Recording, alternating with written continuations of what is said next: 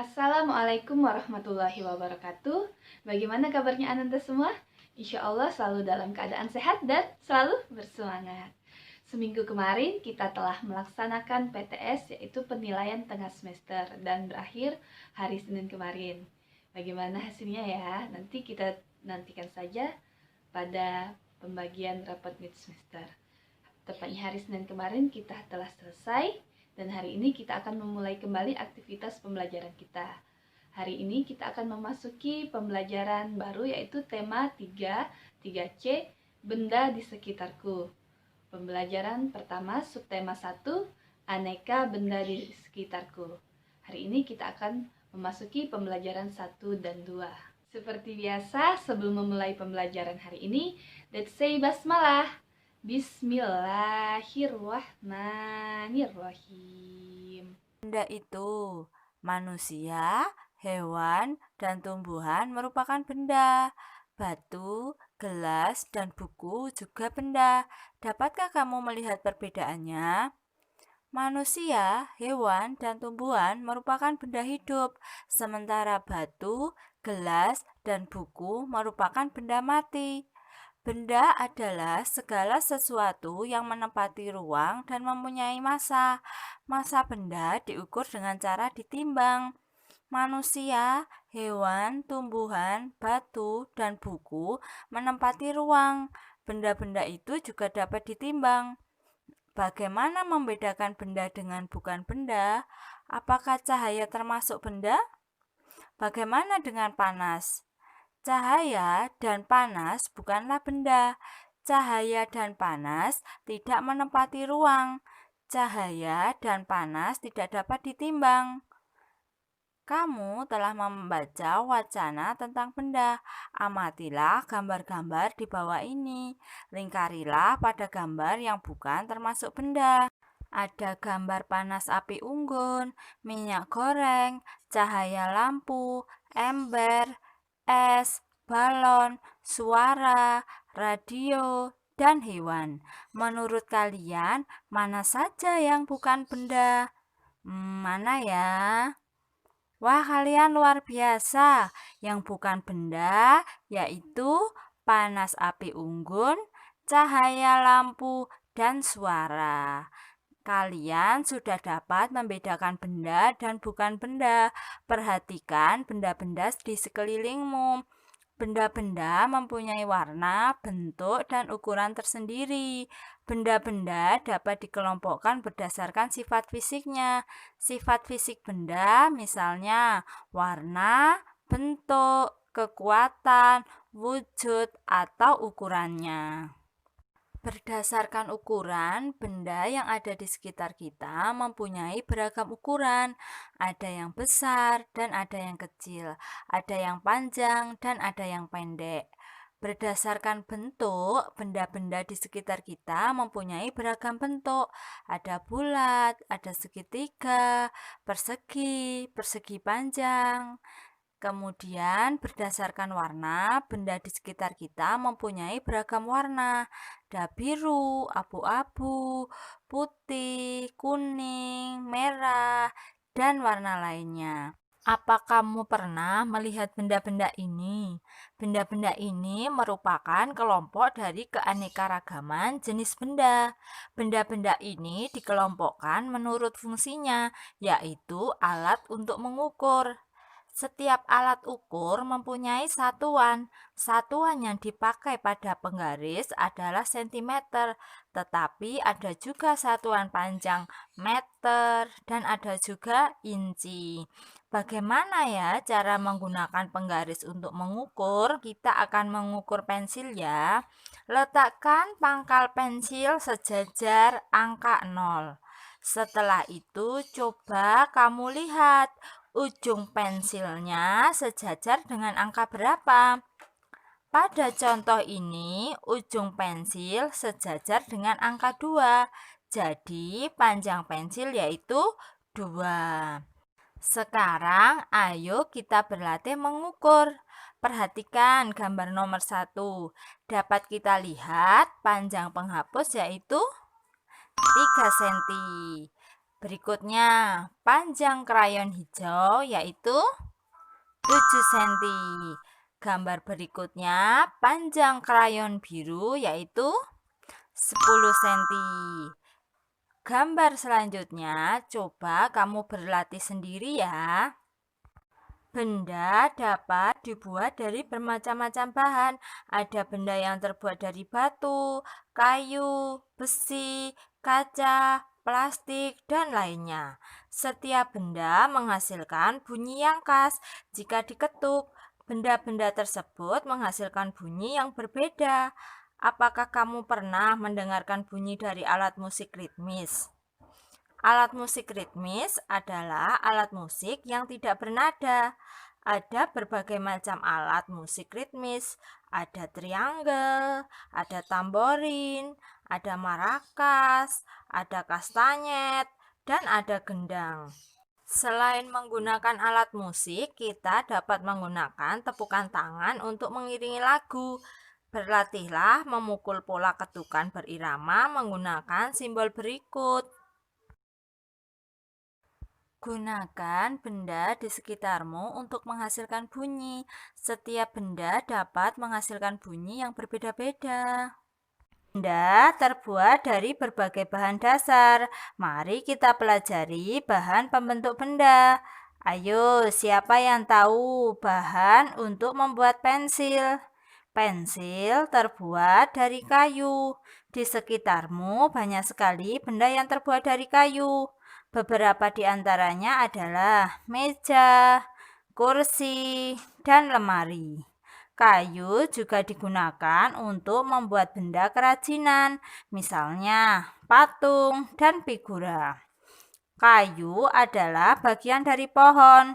Untuk memperoleh kayu, kita harus menebang pohon, kemudian mengambil bagian batang untuk diolah menjadi berbagai macam benda.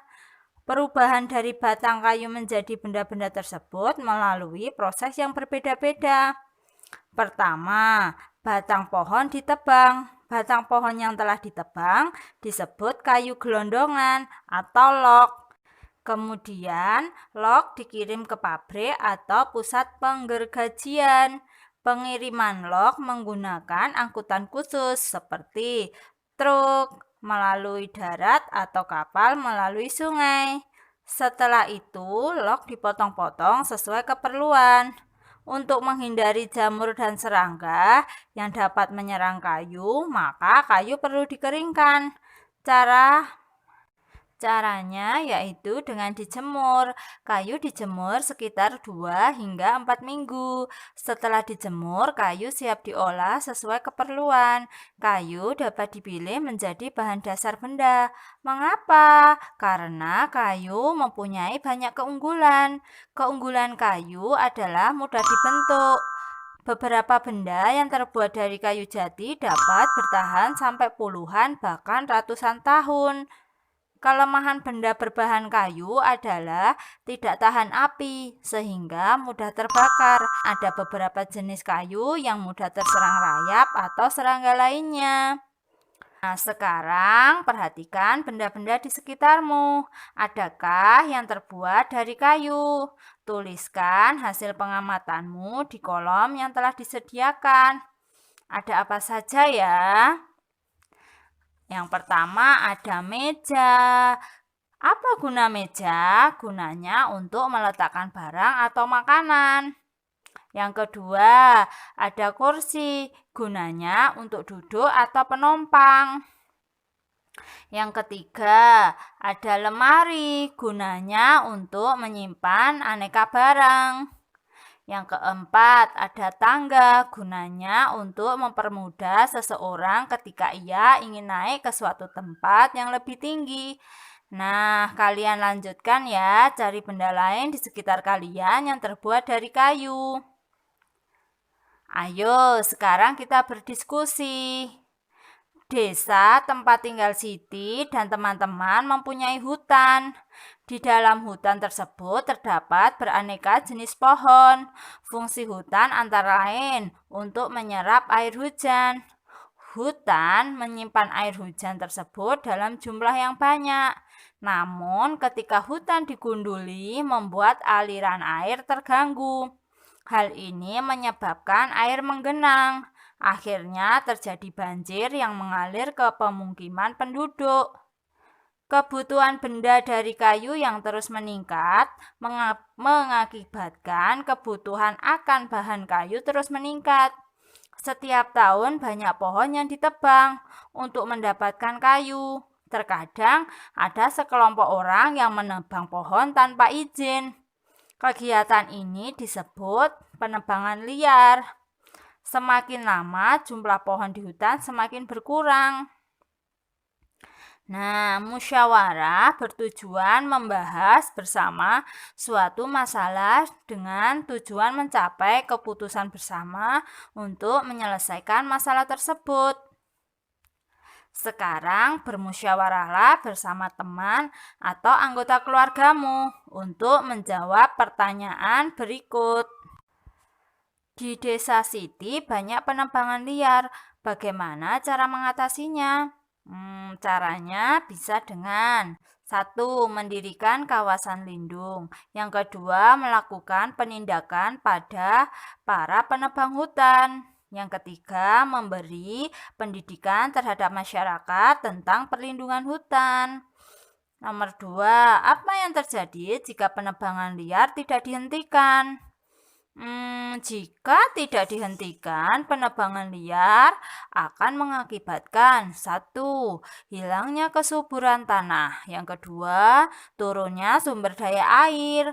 Yang ketiga, punahnya keanekaragaman hayati. Yang keempat, mengakibatkan banjir. Dan yang kelima, mengakibatkan global warming.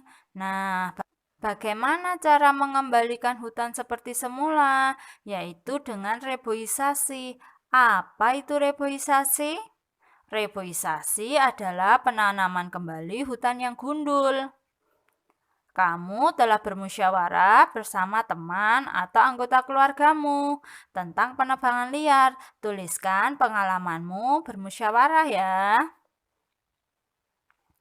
Musyawarah merupakan salah satu cara untuk mencapai keputusan bersama. Apa yang terjadi jika keputusan langsung diambil tanpa musyawarah sebelumnya? Yang terjadi pasti nanti akan menjadi berat sebelah. Bisa menjadi berat ke satu golongan atau ke golongan lainnya. Mengapa perlu musyawarah dalam mengambil keputusan bersama? Karena setiap peserta musyawarah dapat menyampaikan pendapatnya.